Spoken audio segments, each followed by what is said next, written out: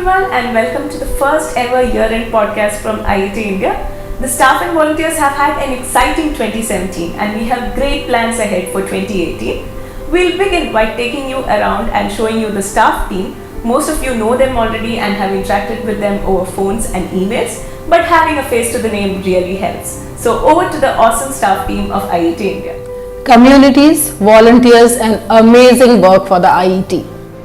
I support professional registrant applicants in India, and also I take care of engagement activities for academic athlete colleges in India. Hi, I work in admin department, which is critical to keep the office up and running. Office management, staff and volunteer support and teamwork. All kinds of new membership applications and also assist community relationship management. As part of the admin team, I take care of conference bookings and liaise with hotels, venues and multiple other vendors. I'm Sales Support Executive, supporting the regional sales heads of India in their membership recruitment, scheme renewals and account management. Hi, I handle West and North region for the IET to bring on board more members and partners. I take care of member retention for IT in India. My work involves engaging member, leading them to continue relationship with IET. I'm Raghavan. I handle the memberships and partnership for South and East India activities. New member applications, membership renewal, member engagement, communities, local networks, fellows, chartered engineers, data management, you name it, I'm your man.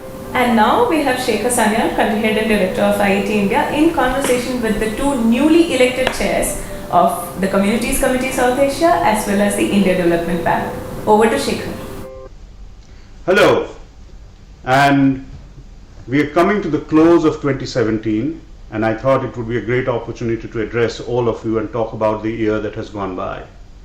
We had a fabulous year in 2017 where we started off with accreditation as one of the major focus, and we had two universities, SRM University and KIIT University, which got accredited this year, and we will end this year with about more than 12,500 members in India alone, which makes us the largest cohort of members for the IET outside of the UK.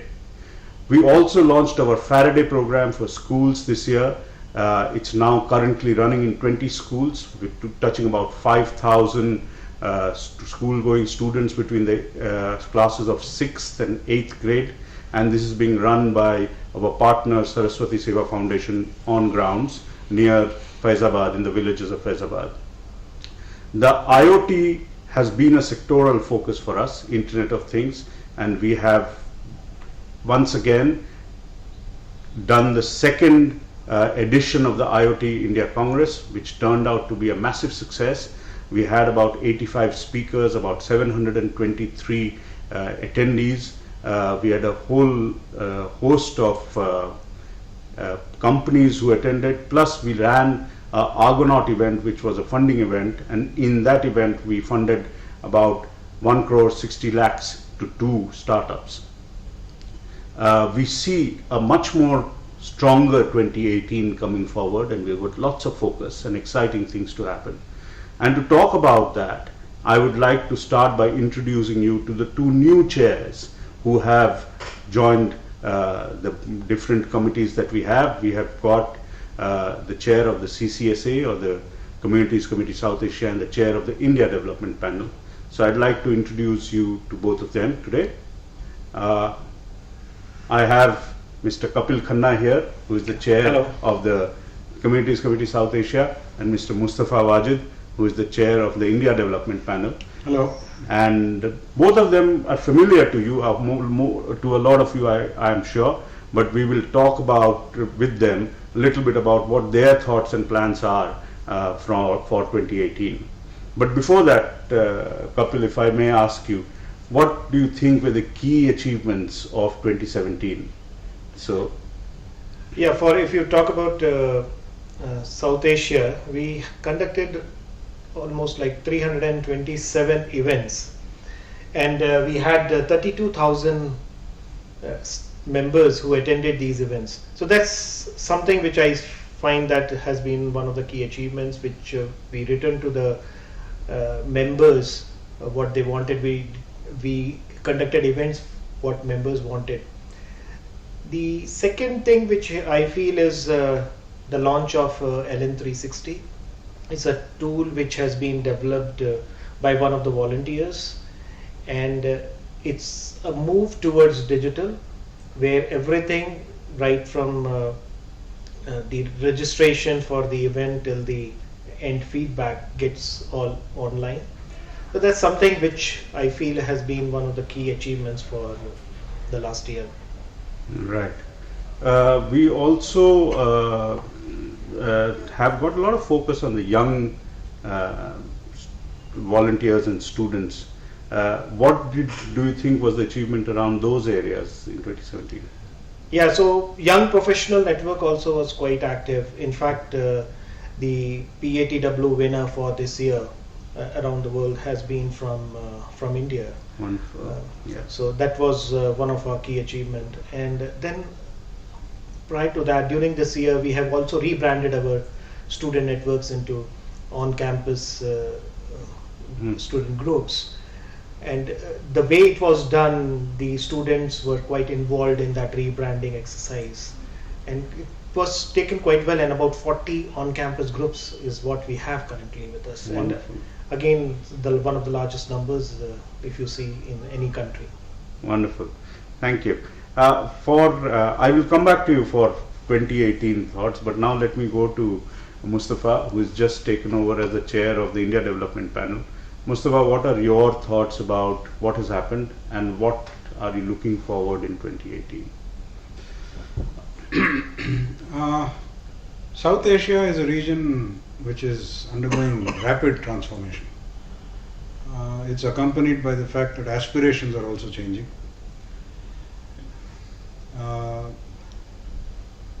There are key issues that are emerging in terms of key sectors. For example, one of them being what is the future of transportation or mobility? And this is something that is taking up a lot of time of thinking by policymakers and so on, because in urban situations it is not uncommon for people to spend hours together traveling back and forth to work. So if you look at it in terms of productivity impact, it's quite severe. And going forward, if the aspiration levels are such that the congestion on roads becomes even more than what it is today, these are problems that will have to be solved by thinking differently. More of the same is not going to help. So this is, for example, one area where the IET can bring about fresh thinking by using its resources worldwide. The rural needs are very different from urban needs. The opportunities in rural India are or rural parts of South Asia are very different. So there is a concept of thinking where it is possible to imagine a scenario where mobility can be actually used to generate jobs and increase rural incomes. This is a very interesting combination of outcomes that can happen. I think the IET will play a kind of a lead and a stellar role in showing the way in this direction and help in transforming rural India as well.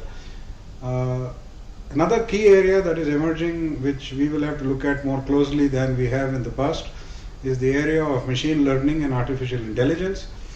The South Asian region has huge advantages in the sense that the volumes of data that will be generated here going forward will be among the largest in the world, maybe the second largest other than China. And such high volumes of data would make the development of artificial intelligence algorithms extremely effective. This is something that we believe that the South Asian region and India in particular can show the way forward. The idea is to be not only contemporary but also to be looking ahead of the curve and trying to address problems in such a way that they can mitigate risks and make life a little better as we go forward into the future. The India Development Panel will obviously have to play an important role in steering this in terms of strategizing this and advising and maybe guiding to some extent some of the activities in this regard. The panel will have a variety of eminent participants, including volunteers as well as people who today may not be members of the IET, but who we hope will also join the IET as we go forward. Thank you. Coming back to you, Kapil, 2018 also I understand we're going to start off with quite a bang, early February. If you'd like to tell our members. We are going to start with our CVC. It is going to be held on the first week of February, on 1st and 2nd of February. And this is our showcase event which happens once in 3 years. And most of the volunteers keep looking forward for this event. And I'm sure that we are going to have an equally good event as we used to have, as we had in the past, and this year as well, in 2018. Wonderful, wonderful. Right, at the end, let me also add that all these plans that we are talking about, all the work that we are saying that the IET will do, wouldn't have been possible and will not be possible without your support and your involvement.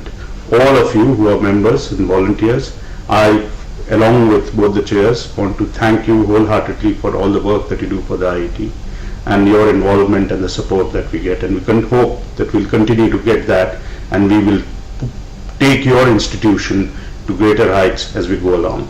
And with that, I'd like both of you to join me in wishing all our members and volunteers a very happy New Year. Yeah, very happy New Year to everyone. May 2018 be a good year for everybody and their families. Yeah, very happy New Year to everyone. Thank you. Bye-bye. See you in 2018. Today, more or less 3 years completed for the IET India IoT panel to start. And I am feeling extremely delighted and a sense of success, a sense of achievement that what we have been able to achieve in the last 3 years as part of the IET India IoT panel. Started with a small group, started with certain working groups. We did certain white papers for industry. We came out with white paper on standards, white paper on healthcare, white paper on energy, white paper on telecom. And then with few one-day conferences, we today have done 2 IoT congresses, both in Bangalore, and which have been extremely successful. From Secretary Government of India, messages from the cabinet ministers, from Sri Ravi Shankar to the ISRO chairman, everybody has blessed this event. The number of people who have turned out in these conferences this year and the last year has really given us a lot of strength and a sense of achievement. This year, we plan to do a much bigger and a much, much greater event in Delhi for the IoT Congress sometime in the month of September. And I believe that that's going to be beneficial and will be very interesting for anybody who is in the IoT ecosystem. In the end, I am really like to wish all of you a very happy New Year and a Merry Christmas. Thank you. So that's it from all of us in this very first podcast from IET India. Do share your comments and suggestions to the email IDs that's shown on screen, and follow us on our social media handles, Facebook and Twitter. Let's keep the conversations going. Cheers. Happy New Year.